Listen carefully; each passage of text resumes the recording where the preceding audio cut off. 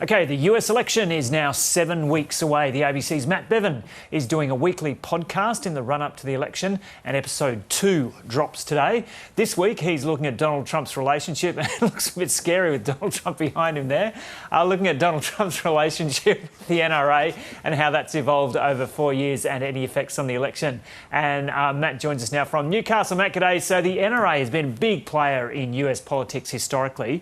How much mutual admiration had there been between Donald Trump and the NRA in the run-up to the last election in 2016? Well, there was financial admiration, I suppose, Joe. There was $30 million in advertising to assist Donald Trump's campaign from the NRA.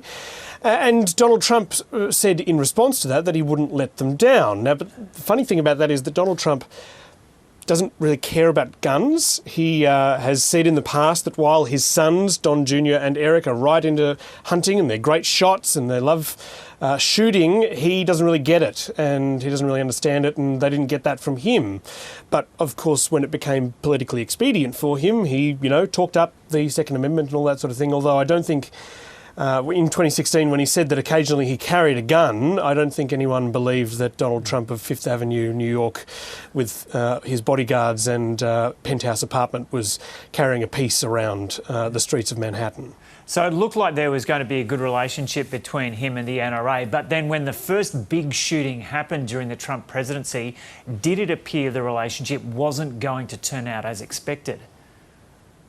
Yeah. Well, this shooting, which was nearly 3 years ago exactly, in Las Vegas, Nevada, the worst mass shooting in US history, where a 64-year-old accountant used a big range of guns, 25 or so guns, to fire on a country music festival, killing more than 50 people and injuring more than 500.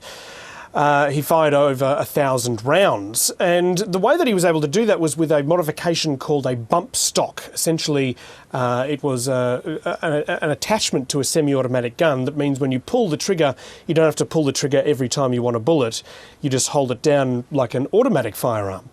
And bump stocks were kind of this fringe accessory for guns that weren't really regulated, and Donald Trump said that he was going to ban these bump stocks. So we're knocking out bump stocks. I've told the NRA, bump stocks are gone. And then what happened after the second big shooting incident at the school in Parkland, Florida?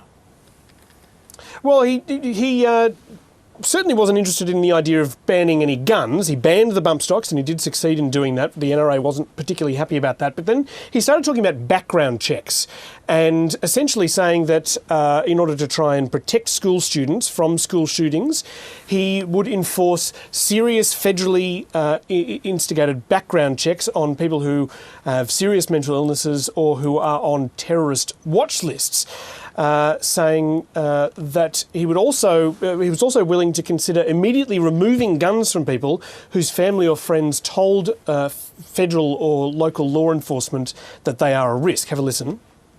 I like taking the guns early, like in this crazy man's case that just took place in Florida. He had a lot of firearms. They saw everything.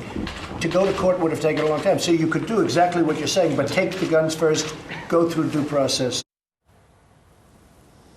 And this is so far away from what the NRA is interested in. They think that basically this is tantamount to creating a federal list of people who have serious guns that potentially the federal government could then use to come and take people's guns away, and the NRA doesn't like that at all. But little did Trump or really anyone know, when he promised to take on the NRA over this, he actually had a chance of doing it because the NRA was in serious trouble. Yeah, so things started to go wrong internally for the NRA. What was at the core of that? Yeah, so basically the NRA is run by this guy, Wayne LaPierre, who's been the CEO for decades. And he brought in Oliver North, who was a very famous figure from the Iran-Contra scandal in the 80s under President Reagan. And Oliver North came in and basically discovered this nightmarish scenario where apparently Wayne LaPierre was, siphoning enormous amounts of membership payments from from NRA members, average gun owners across the country who thought they were donating to try and, protect the Second Amendment. He was diverting millions of dollars into his own pocket. And Oliver North kind of freaked out, blew the whistle, said, "You've got to go, Wayne LaPierre, you need to resign." But LaPierre claimed that North was trying to extort him. North buckled. But as he was going out the door, he engineered this kind of Shakespearean drama scene at the NRA's annual convention where he got his deputy to read out a resignation letter for him outlining this chaotic problem and this financial mismanagement nightmare inside the NRA. And really from there, the dominoes started falling. The New York Attorney General has started swooping around. She's trying to dismantle the entire enterprise now. It was kind of this perfect storm. At the same time the NRA was imploding on itself, a Republican president who had been elected with their support was talking about taking them on. It was a real chance for Donald Trump to get something done about background checks and change US gun policy potentially for the better.